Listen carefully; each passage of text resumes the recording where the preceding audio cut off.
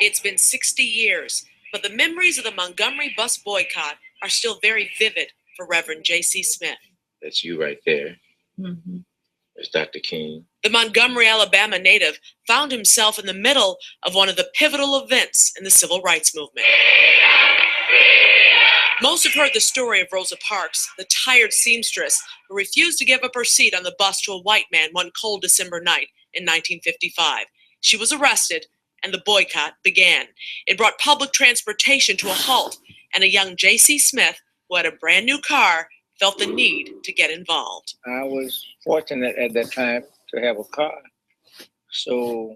And they suggested to us from our different churches, if you have transportation, then give somebody a ride. He took that car and joined a carpool system set up to take people to and from work, school, and anywhere they needed to go around that city. There was thousands people who did that, and that's really what made the movement successful. Smith was eventually arrested, caught while spinning his wheels on wet pavement.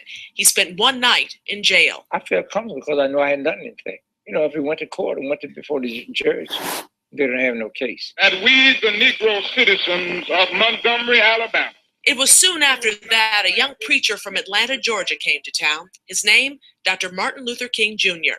He'd run weekly meetings at the Holt Street Church, the beginnings of what would turn into the civil rights movement. You would just be carried away to listen to him speak.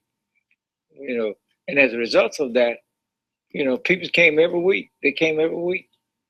And for a whole year. Okay. And so it was impressive. Racial tension continued to grow in Montgomery. Smith remembers how the Ku Klux Klan would target their peaceful gatherings. Memories crystal clear in the 84-year-old's mind. We would shut up in church all night because Dr. King said, well, don't leave, no one leave, because the Ku Klux Klan had surrounded the church on the outside, And it was dangerous. If you didn't see it, you wouldn't believe it. In 1956, the U.S. Supreme Court struck down the segregated seating laws on public buses. On December 20th, Dr. King called for an end to the bus boycott.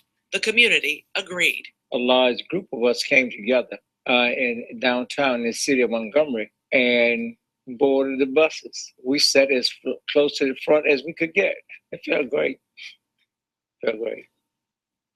I didn't know it felt so good sitting up there. It was his experience from that era that led Reverend Smith to build Bethlehem Temple Church in South Suburban Harvey, a church where he's been preaching from the pulpit on and off for 50 years, helping others to achieve their dreams, something that has set quite an example for his huge family. Had not he done what he has done, I wouldn't be able to have achieved or done some of the things that I've done. Some of those sacrifices that were made were, I think, very significant for me. Reverend Smith's actions back in Montgomery may have seemed small, but in the scheme of history, they were huge. It's important for that story to be told. I like to say there's a living legend still here with us. Reverend J.C. Smith Jr. He's one of Chicago's very